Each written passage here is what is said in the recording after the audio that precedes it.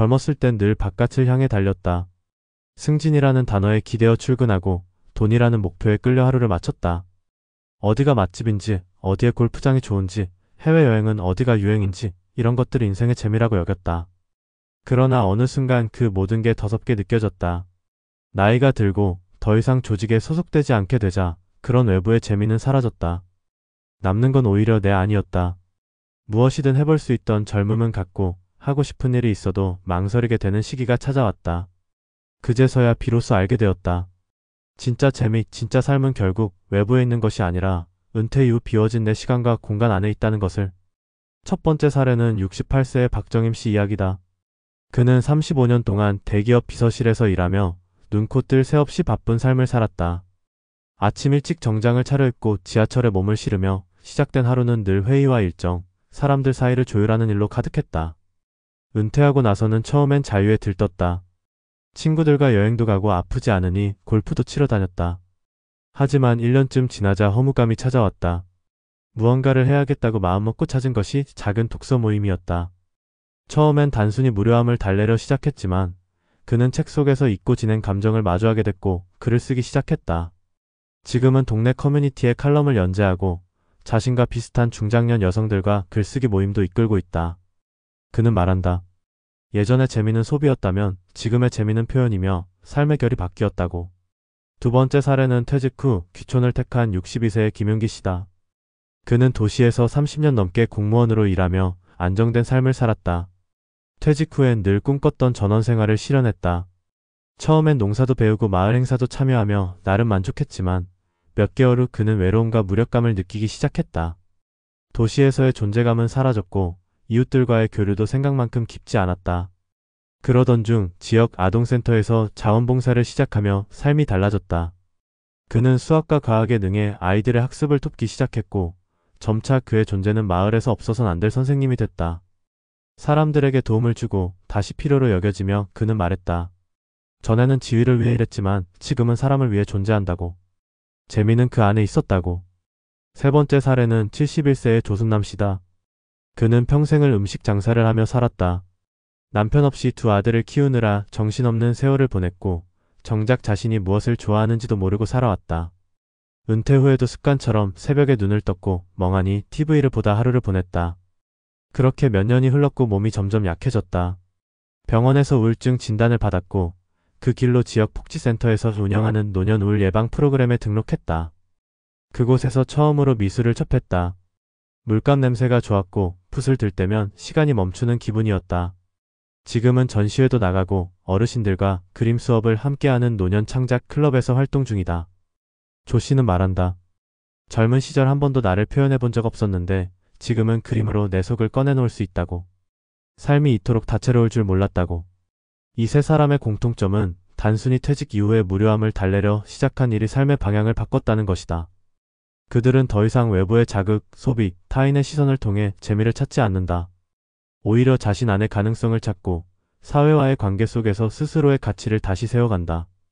은퇴 이후의 삶이란 단지 쉬는 시간이 아니다. 새로운 자아를 발견하고 진정한 즐거움을 느낄 수 있는 시작점이다. 누군가는 늦은 나이에 책을 읽고 또 누군가는 낯선 사람과 대화하며 또는 붓을 들어 손끝에서 마음을 쏟아낸다. 그 안에 재미가 있고 의미가 있으며 무엇보다 살아있다는 감각이 있다. 나이를 먹는다는 건 어쩌면 외부의 재미로부터 자유로워진다는 의미일지도 모른다. 더 이상 누군가가 짜준 일정에 묶이지 않고 소셜미디어 속 타인의 삶에 휘둘리지 않으며 내 속도에 맞춰 사는 법을 배우는 시간이다. 그래서 어떤 이들은 그제야 진짜 삶을 시작했다고 말한다. 이제야 비로소 나로서 존재할 수 있게 되었다고 고백한다. 은퇴 이후의 삶이 공허하지 않으려면 단순한 시간의 채움이 아니라 의미 있는 활동으로 내면을 가득 채워야 한다. 그러기 위해서는 용기가 필요하다. 새로운 것에 도전하려는 용기, 낯선 사람에게 말을 거는 용기, 그리고 가장 중요한 건 나 자신을 다시 들여다보려는 용기다. 진짜 삶은 외부에 있지 않다. 돈으로 살 수 있는 재미는 잠깐의 자극일 뿐이다. 진짜 재미는 의미에서 나오고 그 의미는 관계와 표현, 그리고 자율 속에서 자란다. 은퇴는 끝이 아니라 그 재미를 향해 가는 문이다. 그 문을 열 수 있는 사람만이 나이 들어서도 여전히 풍요로운 삶을 살 수 있다. 나이 먹어보니 알겠다. 진짜 삶은 이제 시작이라는 것을. 우리는 흔히 은퇴를 일종의 종착역으로 생각하곤 한다. 이제는 쉴 나이라고, 더 이상 일하지 않아도 된다고, 이제부터는 재미있게 살면 된다고 말이다. 그런데 막상 은퇴를 하고 나면 그 말이 얼마나 공허했는지를 실감하게 된다. 이제부터 진짜 재미있게 살아야지라는 결심이 몇 개월 안에 힘을 잃고 어느새 반복되는 일상과 허무함 앞에 멍해지는 자신을 발견하게 된다. 문제는 바로 이 시점이다. 이때 어떤 선택을 하느냐에 따라 은퇴 이후 삶이 전혀 다른 결로 흘러간다. 그 선택 중 하나가 바로 진짜 재미를 찾는 일이다. 젊을 때 생각하던 재미는 대부분 외부 자극에서 오는 것이었다. 남들과 비교하고 무언가를 가지려는 마음에서 비롯된 것이 대부분이었다. 하지만 은퇴 이후에는 그 방식이 더 이상 통하지 않는다. 왜냐하면 비교할 대상도 줄어들고 무엇보다 더 이상 사회가 나에게 미션을 주지 않기 때문이다. 그렇게 되면 결국 스스로 의미를 만들어야 하고 삶의 리듬도 내 손으로 다시 짜야 한다. 이 시기에는 자존감이 가장 흔들리기 쉽다. 나는 지금 무엇을 하고 있나라는 질문이 자주 머리를 떠나지 않는다.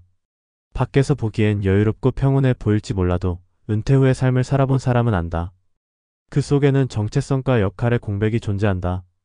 사회적 위치가 사라진 자리에 무엇을 채우느냐가 관건이다. 여기서부터 진짜 삶이 시작된다. 그건 곧 내가 나로 존재하는 법을 배우는 시간이기도 하다. 그래서 요즘은 은퇴 준비의 핵심을 재정적인 부분만으로 보지 않는다. 물론 돈이 없으면 생활 자체가 어렵고 불안정해지는 건 맞지만 돈이 있다고 해서 삶이 채워지는 것도 아니다. 오히려 시간을 어떻게 쓰고 어떤 관계를 맺으며 어떤 식으로 자기 가치를 다시 회복하느냐가 더 중요한 문제가 된다. 많은 전문가들이 강조하는 것도 이 부분이다. 은퇴 후 삶의 질을 좌우하는 것은 결국 어떻게 살 것인가에 대한 자기 철학과 실천의 문제라는 것. 그렇다면 어떻게 해야 할까? 먼저 강조하고 싶은 건 자기 안을 들여다보는 일이다. 우리는 오랜 시간 타인의 기대에 맞춰 살아왔다. 조직의 요구, 가족의 요구, 사회의 기대 속에서 내가 정말 하고 싶었던 일은 뒤로 미뤄두고 살아온 경우가 많다. 그런데 은퇴하고 나면 그 요구가 사라진다. 그래서 더 헷갈린다. 도대체 나는 뭘 좋아했지, 뭘 하고 싶었지, 내가 잘하는 건 뭐였지, 이런 질문들이 꼬리를 물고 따라온다. 이때 필요한 건 답을 빨리 찾는 것이 아니라 질문을 오래 붙잡고 있는 힘이다. 바로 그 과정 속에서 새로운 가능성이 열린다. 두 번째는 작은 실천이다. 어떤 거창한 계획을 세우는 것보다 작은 행동이 훨씬 중요하다. 내가 좋아하는 책을 한 권 고르는 1, 동네 프로그램에 하나 참여해보는 1, 아는 사람에게 전화해서 함께 무언가 해보자고 제안하는 1. 이런 작고 구체적인 실천들이 모여 새로운 루틴을 만들고 다시 삶의 재미를 만들어낸다. 거기서 만나는 사람들과의 관계가 또 다른 의미를 낳는다. 관계라는 건 단지 외로움을 덜기 위한 장치가 아니다. 누군가와 연결되어 있다는 감각은 내가 여전히 사회 속에 있고 어떤 방식으로든 역할이 있다는 확신을 준다. 그 확신이야말로 은퇴 이후 삶을 붙잡아주는 가장 든든한 동아줄이다. 세 번째는 표현의 힘이다. 많은 사람들이 자신을 표현하는 일에 익숙하지 않다. 글을 쓰거나 그림을 그리거나 노래를 하거나 아니면 단순히 일기를 쓰는 일조차도 처음에는 낯설고 어색하게 느껴진다. 하지만 이 표현이야말로 자신을 지탱하는 핵심 에너지다. 표현은 자기 자신과 대화를 가능하게 한다. 나는 지금 어떤 기분인지, 무엇이 나를 설레게 했는지, 무엇이 나를 슬프게 했는지를 들여다볼 수 있게 된다. 그렇게 되면 삶이 다시 감각을 갖기 시작한다. 예민하게 주변을 살피고 작지만 소중한 것들에 눈이 간다. 그런 순간들이 쌓여서 결국 삶의 재미가 된다. 마지막으로 강조하고 싶은 건 늦지 않았다는 것이다. 나이가 들수록 우리는 자주 이렇게 말한다. 이제 와서 뭐래, 그건 젊을 때나 가능하지, 그냥 조용히 사는 게 낫지 하지만 그런 말들이야말로 진짜 삶을 막는 벽이 된다. 재미는 나이와 상관없이 존재한다. 다만 우리가 그 재미를 느끼는 감각을 너무 오래 잊고 있었을 뿐이다. 다시 말해, 재미는 애써 찾지 않아도 된다. 삶에 몰입하다 보면 자연스럽게 생기는 것이다. 중요한 건 그 몰입의 기회를 스스로에게 줄 수 있느냐다. 은퇴는 끝이 아니라 다시 구성해 나가는 삶의 새로운 장이다.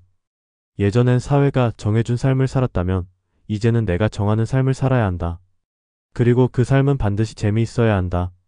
재미가 있다는 건 곧 삶이 살아 움직인다는 뜻이고 내가 여전히 성장하고 있다는 증거다. 진짜 삶은 이쪽에 있다. 돈으로 사는 소비의 즐거움이 아니라 내가 만든 의미에서 오는 기쁨. 그래서 이제부터의 삶은 훨씬 더 귀하고 값지다. 인생 후반전의 주인공은 결국 자기 자신이 되어야 한다.